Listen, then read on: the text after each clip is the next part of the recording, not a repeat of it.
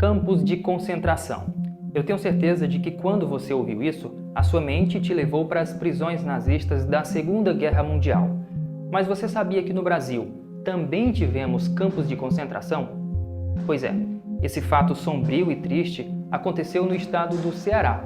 E para a gente entender um pouco mais dessa história, é preciso voltar um pouco no tempo. A origem dos campos de concentração no Ceará, na verdade, foi um processo iniciado ainda em 1877. O Ceará passava por uma grande estiagem. Sem água e sem comida, a única saída que o sertanejo tinha para sobreviver era migrar para outras cidades. E foi exatamente o que aconteceu. Houve um deslocamento em massa de pessoas saindo das cidades do interior para a capital, Fortaleza. Só para se ter uma ideia, mais de 100 mil flagelados da seca se concentravam na capital. O número era 3 vezes maior do que a população de Fortaleza naquela época. Para conter o avanço dos retirantes, o Estado cria então grandes acampamentos às margens de Fortaleza. A ideia era impedir que os flagelados chegassem até a área urbana. Ao longo dos anos, à medida que as estiagens aconteciam, se consolidava ainda mais a criação desses espaços. No ano de 1915, o Ceará enfrenta uma das maiores calamidades do século XX, a seca de 1915, que posteriormente foi descrita pela escritora cearense Raquel de Queiroz em seu romance O 15. Naquela época, o governador do Ceará, Benjamin Liberato, que tinha como seu vice o famoso padre Cícero Romão, temendo que acontecesse o mesmo de 1877, decidiu criar então o primeiro campo de concentração de Fortaleza. Um ano depois, em 1916, o campo foi desfeito porque a estiagem havia cessado. Mas em 1932 a seca maltrata novamente e os campos de concentração voltam a funcionar. Só que além de Fortaleza, outros 5 municípios aderem a esse sistema de aprisionamento.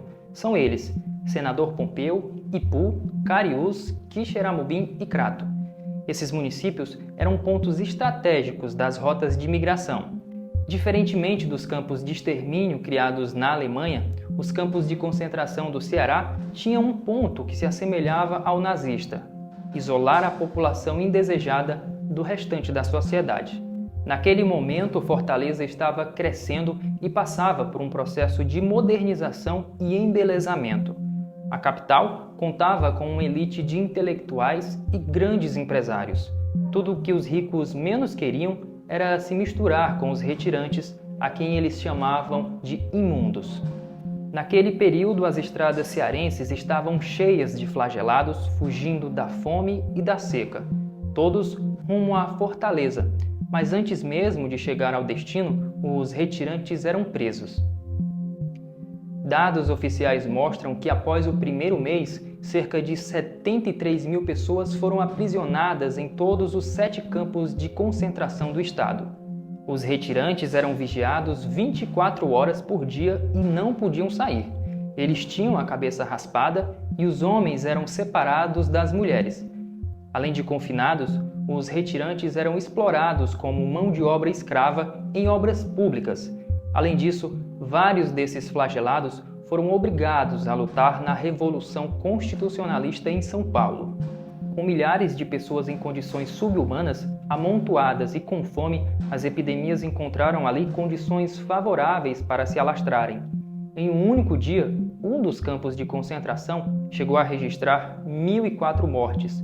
Ao longo de todo o processo, milhares de pessoas morreram. Só no município de Ipu, no espaço de um ano, mais de 1.000 pessoas morreram.